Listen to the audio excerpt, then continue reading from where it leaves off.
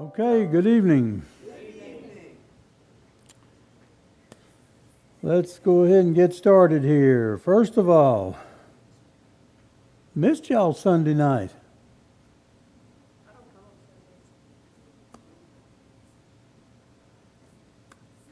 Nobody went to Divide other than Keith and Tammy and, well, she was there Friday night. She wasn't there Sunday night. Well,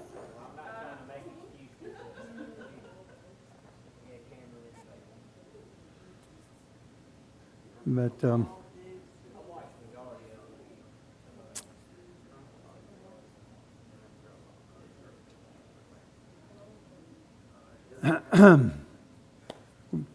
church has started, okay? Save your conversations for afterwards. All right, Friday night.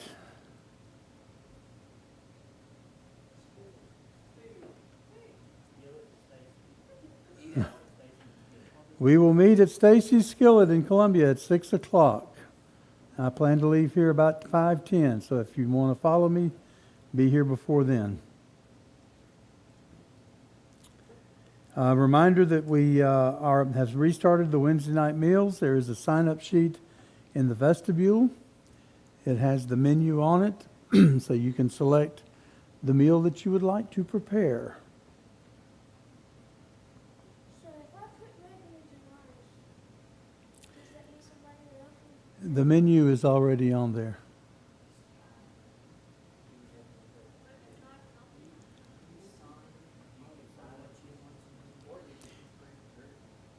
All right, this Sunday night, we will be going to Divide for services at 6 o'clock. It is Miss Kelsey's ordination service.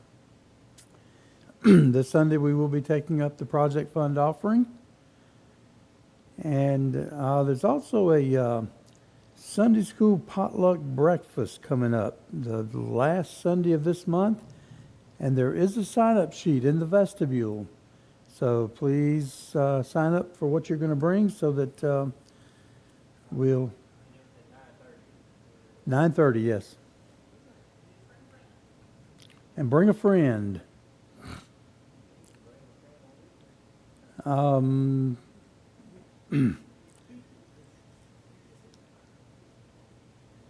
right, the cemetery doctor visit will be on Tuesday the 20 something, 6th. Let's see, this coming Monday night, WMS meeting will be at Miss Rubinell's at 6 o'clock.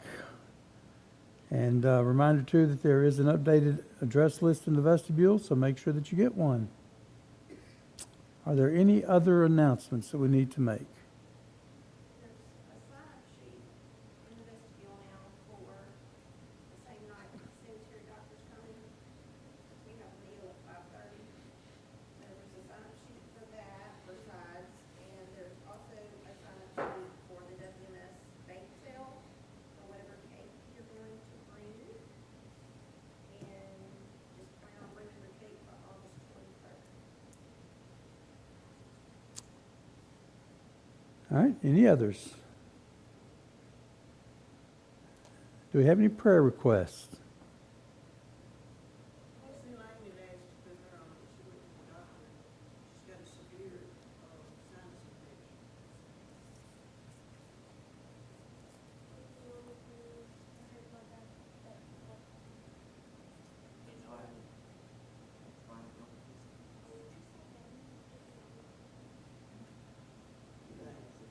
I need to remember Miss Rubinell too. She's not feeling well. Continue to pray for Miss Ann. TJ.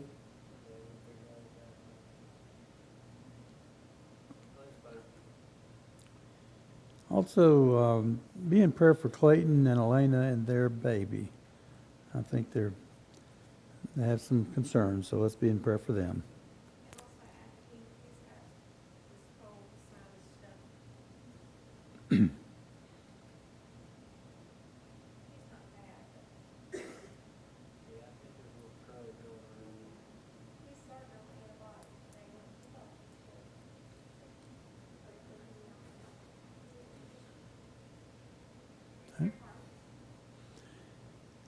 Yes, do remember your prayer partners. Make sure that you are praying for them.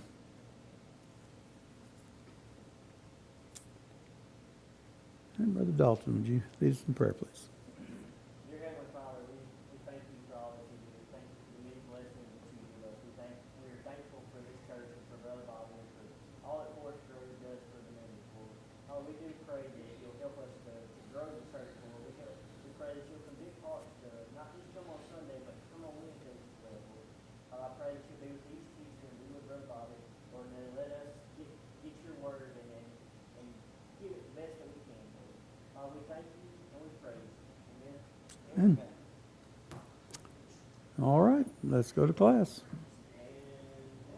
Ryan classes, since I think I'm the one to be in reading. And we have some on the right.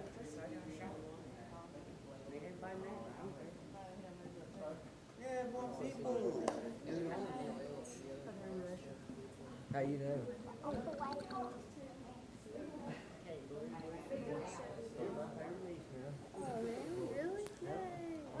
All the folks just walk right by me.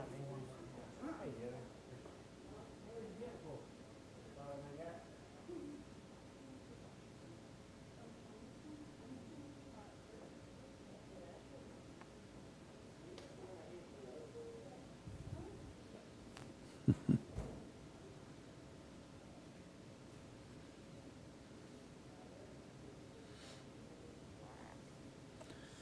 All right. When is a lie a lie? When you think it? What is a lie?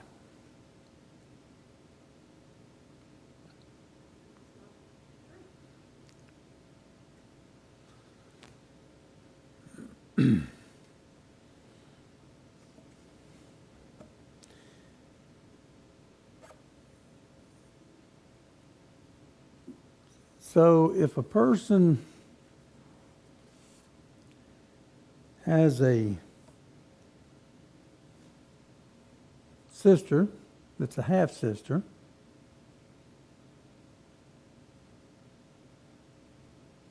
and she's also his wife, and she says that she is his sister, but doesn't say that she is his wife, is that a lie?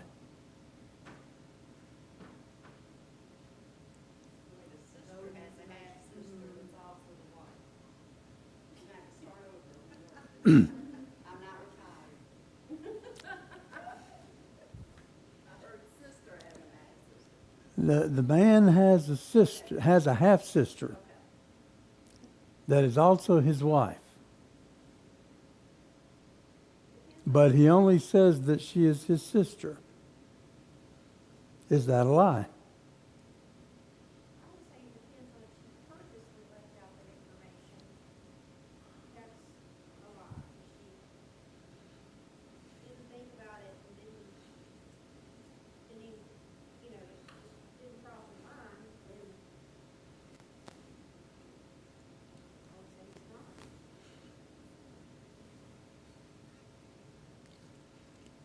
But he told her to tell her she was his sister. The plot thickens, huh?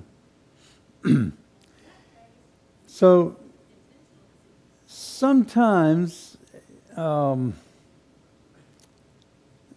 sometimes we say things that there's truth to it, but it's not completely true.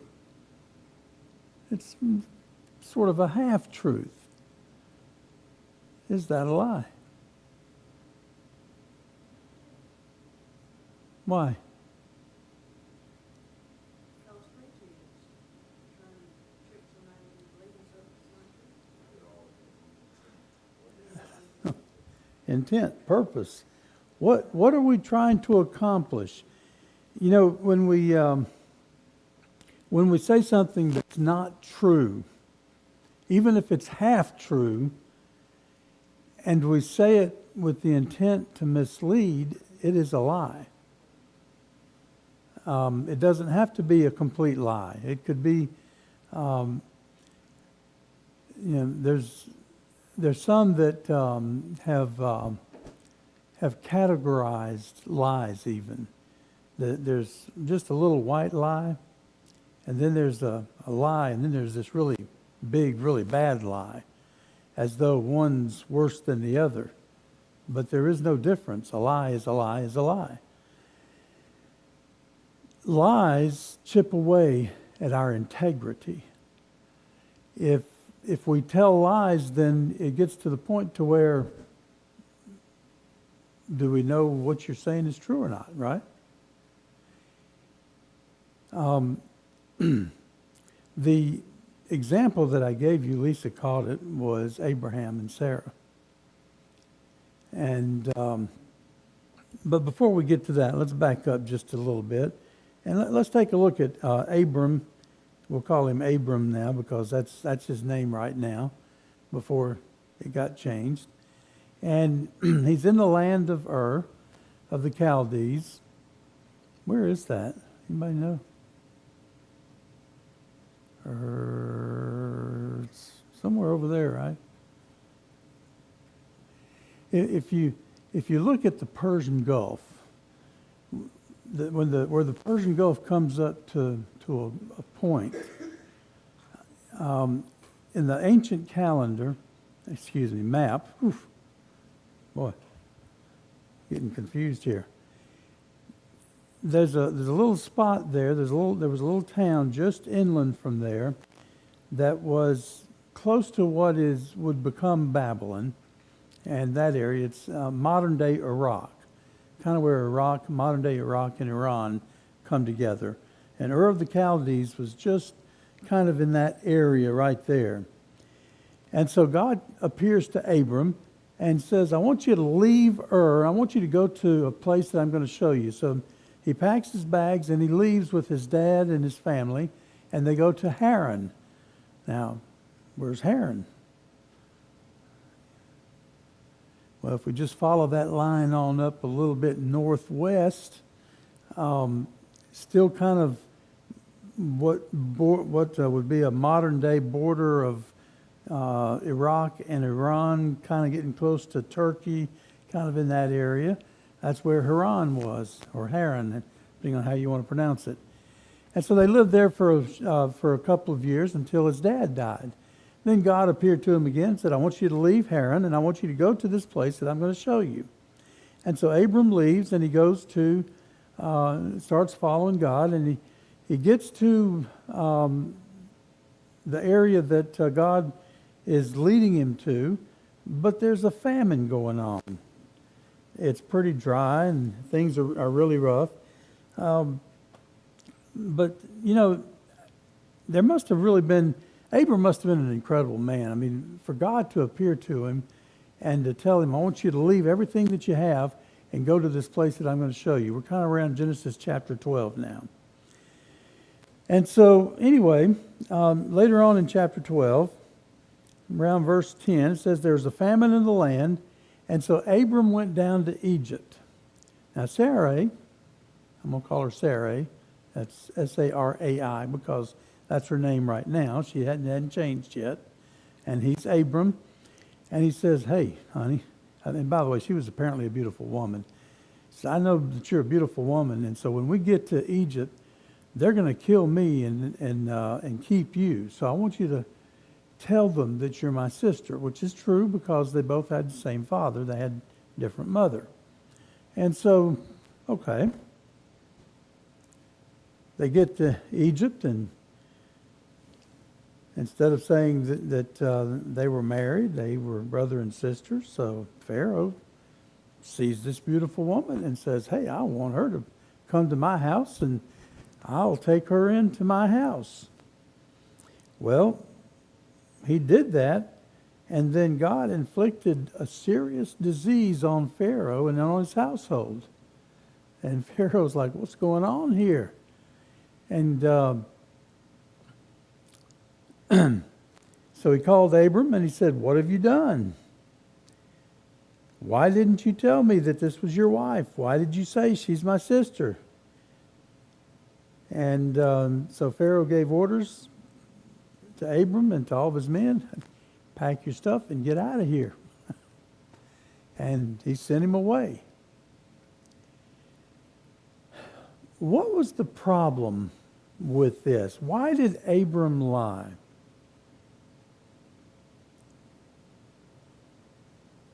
It might be raining outside.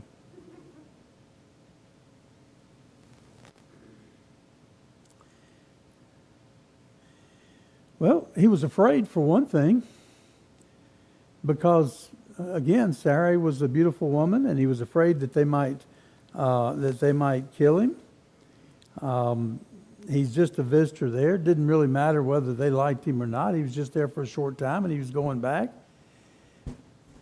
But the biggest problem was, there's some things that it cost him. First of all, remember we mentioned integrity earlier. So now his integrity is being called into question. He lost a potential ally and friend. Pharaoh could have been a good ally to him, but he lost him for that. But I think the biggest issue with it was, and now, before I say this, I want us to understand something. When we talk about Abraham, we talk about Abraham as being a man of faith, right?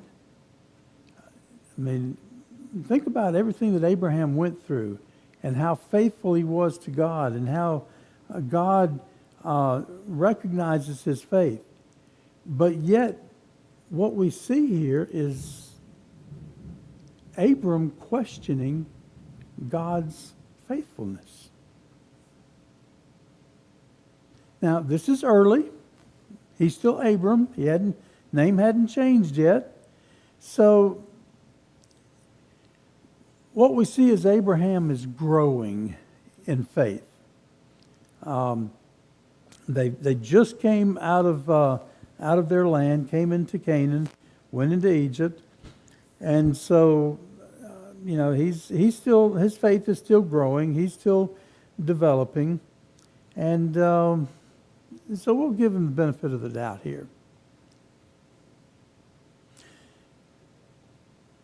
When you go on in the following chapters, there's some other things that take place.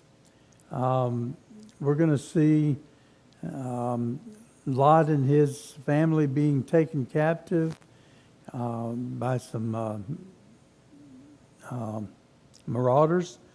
And Abraham's going to get some men together. They're going to chase after him. They're going to free them. He comes back through what is then Salem and stops and talks to Melchizedek. Does that name sound familiar? What do we know about Melchizedek?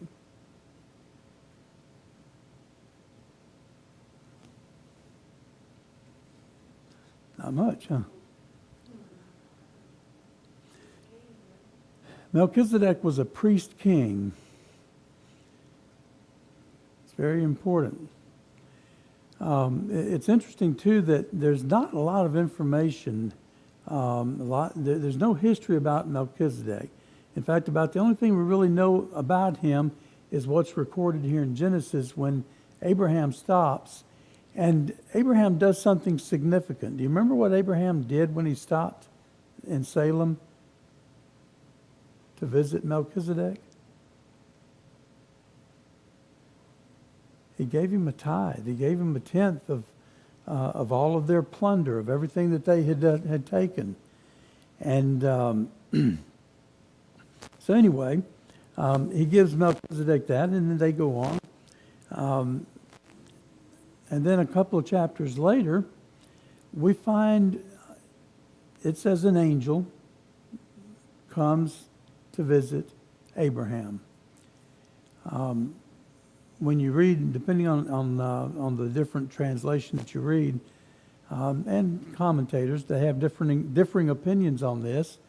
But I believe that Jesus was one of the visitors. There were 3 men that came to visit him, and I believe Jesus was one of them. And they talked to Abraham, and they told Abraham, it's time. Remember, he's had a promise. And that promise was that he would be a father of many nations. And he says, Sarah's going to get pregnant. Now, if you'll remember, Sarah was doing what a good wife does. She was right up next to the edge of the tent so she could hear what was going on in the men's tent. Right? Isn't that what y'all do? You got to listen in to see what's being said. And so she laughed. She laughed when they said that. And then he told Abraham, call Sarah out here. And Sarah came out there. And he said, why did you laugh? And she said, oh, I didn't laugh. Huh? Was that a lie? So anyway, Sarah's pregnant now. A year later, we're going to kind of skip over Sodom and Gomorrah.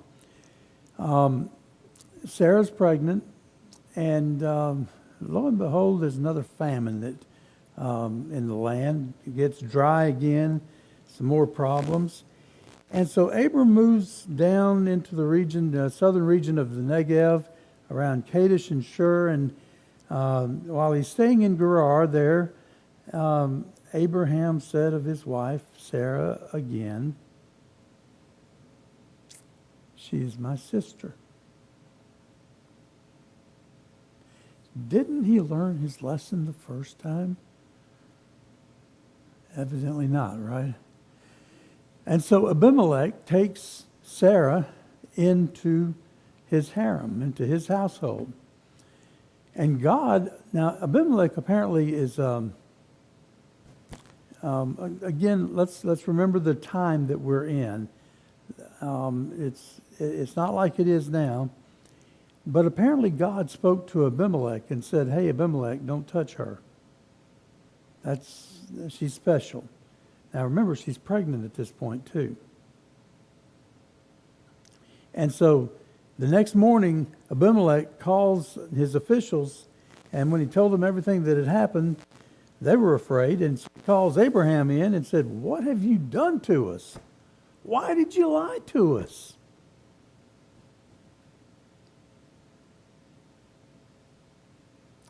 Abraham said, well, this is what I thought. There's surely no fear of God in this place, and they'll kill me because of my wife. Besides, she really is my sister, the daughter of my father, though not of my mother, and she became my wife. And when God had me wander from my father's household, I said to her, this is how you show your love to me. Everywhere we go, just say, I'm your brother. And so Abraham, again, is showing a lack of faith in God. He's still, even though, now, how old is he at this point? He's 99, almost 100 years old.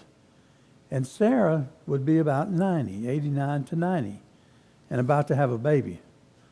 I'll think about that one for a second. So Abimelech brought sheep, cattle, male and female slaves, and gave them to Abraham, and returned Sarah, his wife, to him, and said, my land is before you, live wherever you like. So it's interesting that Abimelech apparently did have some fear of God. We don't know to what extent, but God came and spoke to him and warned him, and so it kept him from doing something that he didn't need to do. So here we are, again, sounds a whole lot like Egypt. And, that's kind of the problem with lies. Once you begin telling a lie, you have to keep telling lies, to keep covering and to keep, you just can't stop.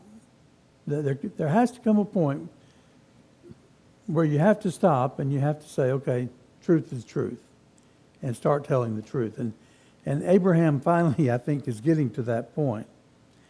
Sometimes we lie to protect ourselves. That's what Abraham was doing, or thought he was doing, when in reality he was really making things worse. And, a lot of times too, we tend to think, well, it's just it's just a little half-truth, and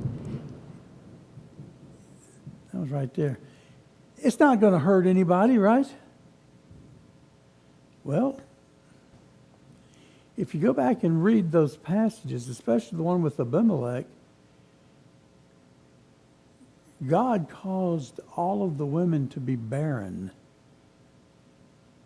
They couldn't get pregnant while Sarah and Abram were there, or Abraham. A little active out there tonight.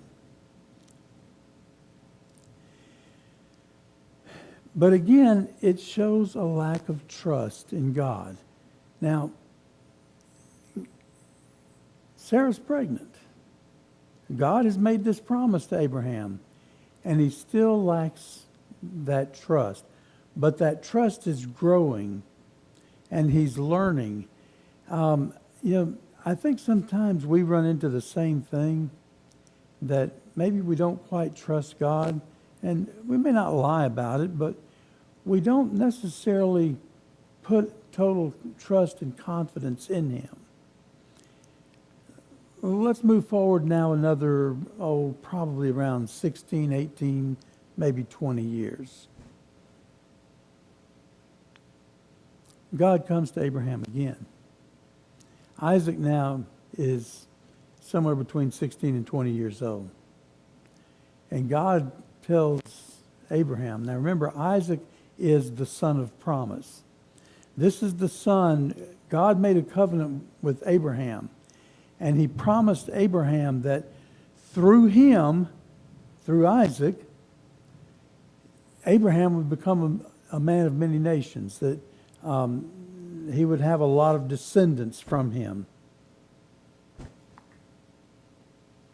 God comes to Abraham now and says, I want you to take Isaac, and I want you to take him up to the mountain, and I want you to offer him as a sacrifice. And what did Abraham do? Packed up and took off. Do we see how his faith has grown and how it has developed? We start out with Abraham telling lies to cover up, to try to protect himself, and to try to stay alive. And we move forward some 30, 40 years, and now we find Abraham, a man who has grown in his faith to the point that he's willing to take his son and to offer him as a sacrifice, believing that God will bring him back to life. We know that because when he gets to the base of the mountain and he tells the servants to stay there, he says, my son and I are going up to offer a sacrifice, and we will return to you. Doesn't say I will come back. He says we will return. Abraham has, his faith in God has grown to the point that he knows that even if he offers his son as a sacrifice, he is fully intending to do what God has asked him to do.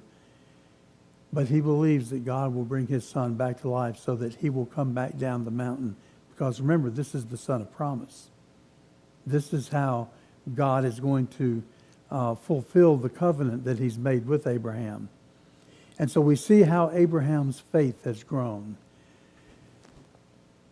Sometimes when we start out, especially when we're new in our walk with God, maybe we have questions, maybe we're unsure, maybe we have doubts. We're just, it's not that we don't believe, but we just don't see how that's possible.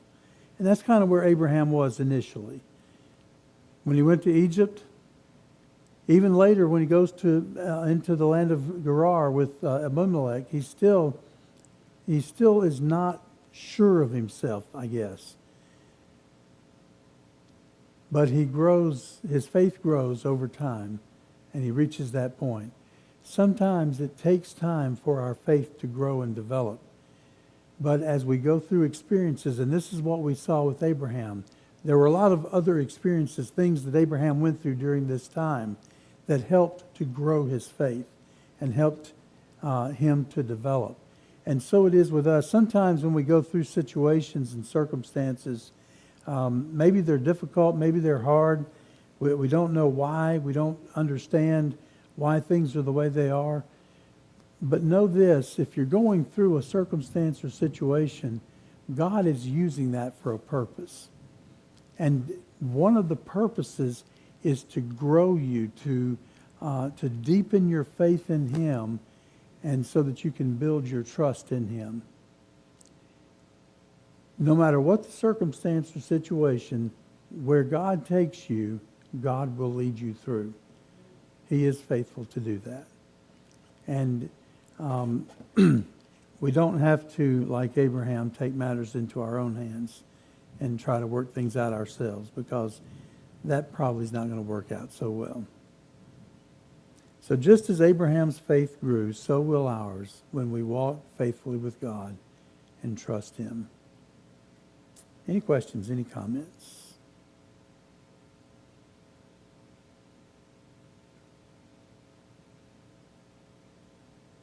If not, let's stand. And Bobby, would you dismiss us in prayer, please?